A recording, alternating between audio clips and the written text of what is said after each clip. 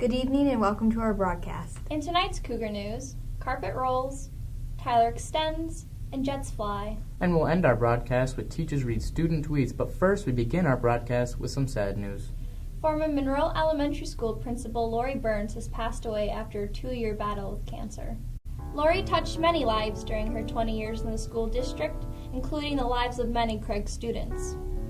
A year ago, Jorie wrote in her blog, "I am leaving Monroe School with pride in my heart.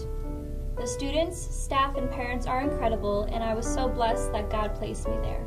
Current Monroe Principal Sally Pope said, "Jorie brought out the best in everyone she crossed paths with and has positively affected thousands of students and staff over her career. Our sympathies go out to Lori's family. She was 46. Cougar News had its own version of home makeover this past spring break as a broadcast studio got a much-needed facelift. Reporter Sophia Shackett has the details. The walls and windows shake, and the carpet rolls for the unveiling of the newly renovated Cougar News studio. Workers spend spring break transforming this hidden space somewhere deep within the walls of Craig High School. From shabby to chic, where gray cinder blocks once hosted closed-circuit video feeds, a state-of-the-art digital production studio is now complete.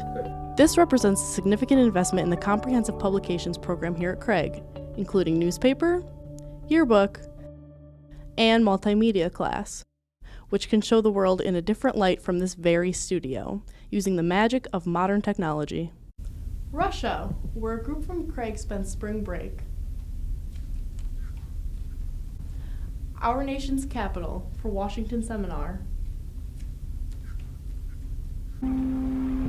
Or the beach. The first 2 episodes of Cougar News were shot in the LMC while plans were being completed for renovation. This provided our reporters with both a live audience and some unique production challenges. Now, many schools offer student news broadcasts, but 2 years ago, Principal Dr. Allison Bion envisioned a comprehensive journalism program for Craig. District IT Chief Dr. Robert Smiley and his team supplied the lights, cameras, and you supply the action. Reporting from a secret location somewhere in Craig High School, this is Sophia Shackett. All publications classes at Craig are open to students 9 through 12. Anyone interested should see his or her counselor or sign up for Intro to Journalism class. As Sophia mentioned, Craig students literally traveled the globe during spring break. 7 students and their chaperones flew to Russia during break. While away from their host families, they took numerous excursions around Moscow to key sites, saw priceless works of art, even took dance and cooking classes. In the end, they made new friends and increased their understanding of the rich diversity of the world.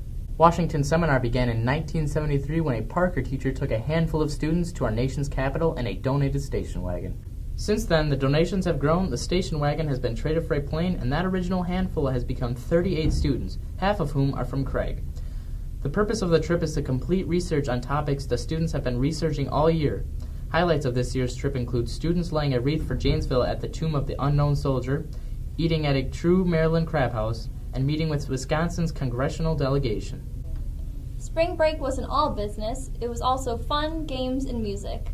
53 Craig band members took 2 coach buses to Florida to perform at Universal Studios and Islands of Adventure. They spent the day at Cocoa Beach with the beachside barbecue, visited Busch Gardens, and spent the last day at SeaWorld. Craig band member and features editor Lydia Carroll has put together a musical montage of spring break photos sent in by Craig students.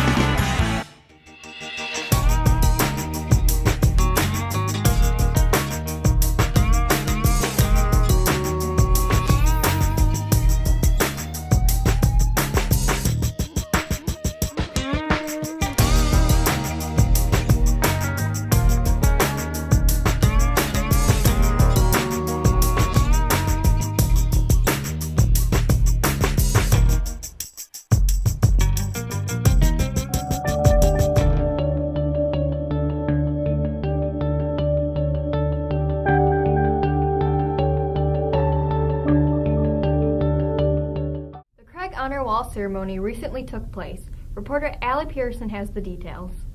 Walls. They define, shelter, and support. One day, we'll all leave the shelter of these walls to support ourselves and define our own lives. Some of us, however, may return. The Honor Wall is the 2006 brainchild of former principal Dr. Michael Keene, adopted by current principal Dr. Allison Beyond. This year, 3 new plaques were added to the 35 that watch over students on their way to class.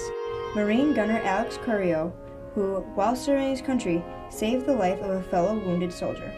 Dr. Edward Kreutz, a nuclear physicist who worked on the Manhattan Project to build the first atomic bomb. And Mrs. Camilla Owen, a respected educator and pioneer in women's sports in Janesville. The band warms up, the speakers rehearse. Members of NHS and the Criterion newspaper introduce the honorees with speeches and videos crafted by the students themselves. Marine gunner Carrillo expressed his gratitude from a remote location. His father, Jose, moved the audience with a heartfelt acceptance speech. Dr. Kreutz passed away at the age of 96, but his son was on hand to inspire his students to pursue lives of science. Tennis coach Mrs. Owens served up a challenge for Craig grads to serve the community. After the ceremony, an informal meet and greet with cake and punch. I think the teachers and the schools did a great job to formulate. It's a great school system. It's a great district. He would be very happy, and I think he probably has very good memories from when he was at school here. The student speakers were visibly relieved and happy to have been part of the worthwhile event. I think this is a really, really important event because it honors all the incredible people who have graduated from Craig, but it also gives the students, the current students, something to aspire to, something to say, oh, I want to be up on that wall someday with a plaque of my own. It's definitely something worth the time and the commitment. As all 3 honorees said, there is life beyond these walls, and one day, maybe one of us will join them. Reporting for Cougar News, this is Allie Pearson. In other April news, Craig High School is going green, literally, with an innovative plan to save energy and the environment, too. Inspired by a famous restaurant in Sister Bay, Wisconsin, district officials recently unveiled plans to replace Craig's flat tarmac roof with a sod roof tended by a family of goats. The increased R value of the grass roof will help keep the school cool in the early fall and warm all winter. An added bonus is that the goats will be pastured on the practice field in the bowl behind Craig. It will also be used for agricultural and biology classes and will save on mowing and fertilization costs as well. April Fools, right? Well, it is April, and we're not fooling you when we say graduation is right around the corner, and a lot of talented seniors are coming into the home stretch. Speaking of stretching, dancer Tyler Kerbel is one of those seniors. Reporter Dwayne Redler has the details. Barishnikov, Nureyev, Kerbel. Tyler Kerbel's name is easy to pronounce, and at dance competitions, they've been pronouncing it a lot. The 6'2" Craig Sr. demonstrated his exceptional range at a recent dance competition at the Coronado Theater in Rockford, Illinois.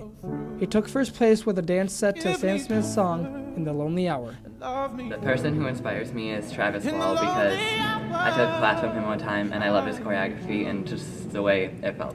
My style is more lyrical. It's like a mix between, it's like a little faster than ballet, but like it's more flowy and like you express yourself more, I'd say.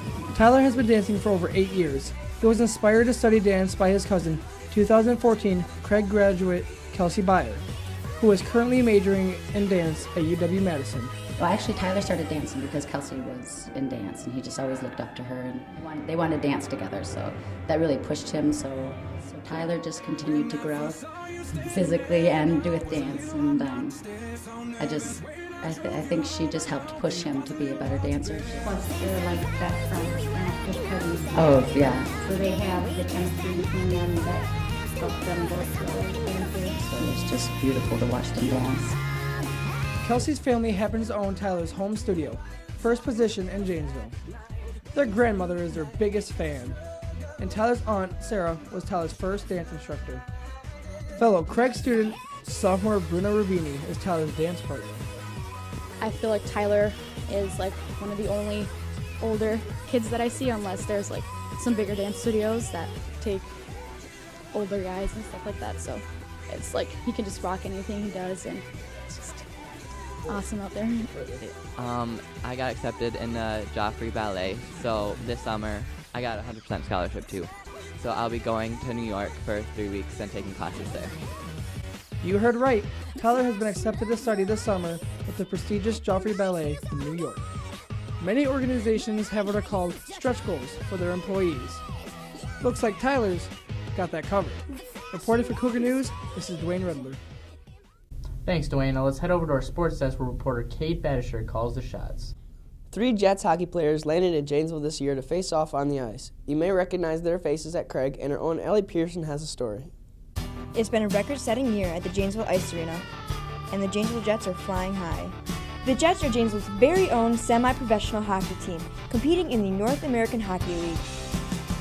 The Janesville Ice Arena is the smallest in the league, but that hasn't grounded the Jets. The Jets wrapped up their NAHL North Division title, winning 19 of their last 20 games and ending the regular season with 45 wins, 9 losses, and 2 ties. Even more impressive than their win-loss record, the Jets have flown with players who attend classes at Craig. Jet players come to Janesville from all over the world and stay with host families. For half the day, they attend classes with their peers, but come 1 o'clock, they're on the ice, taking their best shots at careers in hockey at the college and even pro levels. Many former Jets have launched high-flying careers after studying at Craig High School. Yeah, I mean, when you look in the past few years, we've had a kid, Zach Diamond Tony was here a couple years ago. He's at Northern Michigan right now. He's a freshman there. Played every game but 2 games this year. Season's gone very well. We definitely have no complaints here. We're sitting at 47-9-2, won our division, and we actually clinched the league title 2 weeks ago. So it's going very well. Well, yeah, it's definitely better than I expected. I definitely didn't expect to win so many games and be with such a great group of guys. It's just been amazing. It's just been so much fun. I never thought hockey could be this fun for me.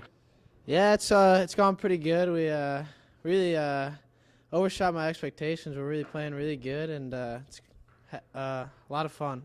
Another thing that Zach and Matt have in common is that their host family is that of Craig ag teacher Mrs. Diane Rundy. If the Rundy household is crowded, the family dog Jesse isn't complaining. And if you've never been to a Jets game, what can you expect?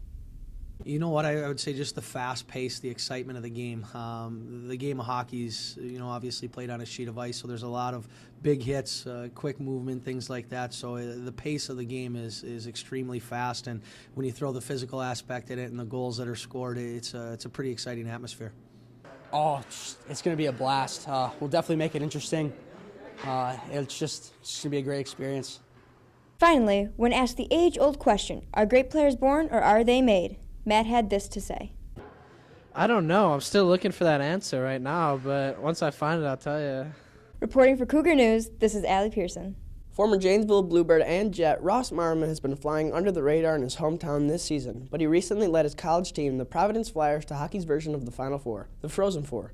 Friars coach Nate Lehman said he's a guy who gives 100% whether he's banged up or not, and he keeps coming back. That's the reason for our success. It's because of Ross Maharman. Speaking of Final Fours, what would a sports report be without mentioning the historic run of the Badger men's basketball team? Not only did they go 36-4, the most wins in school history, winning the Big Ten handily and reaching the Final Four for only the 4th time in school history, they won the nation's hearts as well. Decker, Gosser, Hayes, Jackson, Koenig, and Kamitsky all represented Wisconsin and Midwestern Valleys for a national audience. However, they ran out of gas in the championship game after an emotional win over undefeated Kentucky. There are many ways to count victories, on and off the court. These scholar athletes and role models made us proud to live in the great state of Wisconsin. That's your sports report. Next month, we'll have a roundup of all your spring sports as the season heats up, including baseball, softball, track, golf, and lacrosse. For Cougar News, I'm Cade Baditcher. Thank you, Cade. And for our final story, the Craig Engineering Club recently competed in the Wisconsin Rube Goldberg contest in Pewaukee. Rube Goldberg was a cartoonist famous for creating outlandish machines to perform simple tasks. Last year, the team built a machine that zipped a zipper. In 2013, their carnival machine hammered a nail, and that entry took first place nationally at Washington, D.C. This year's task was to erase a chalkboard in 32 steps, and the club published those steps in a satirical newsletter which featured other humorous articles like Physics Teacher Recounts Dark Days of Caffeine Addiction and Craig Sr. to join X-Men despite lacking superpowers at all. The same spirit of fun carried the team to their recent 8th place finish. And in that spirit, we end our broadcast with assistant principals reading actual tweets sent by students. For more news and features, check out our website at tiny.cc/CN4U. There you'll find a bonus segment called Cougar Questions, in which reporters ask students simple questions like how many inches are in a foot. and get answers that don't always measure up. And that's our report. I'm Sydney. I'm Lexi. I'm Joey. Thank you for watching. Why is Mr. Phillips trying to look Amish? I guess I better grow a beard if I really wanted to look Amish. I really do hate Mr. Phillips. Seriously? What is there to hate about me? Mr. Phillips would look good with a bunch of tattoos. Well, I do have one, so maybe I should get one to go with the one I have. Mr. Kane is salty.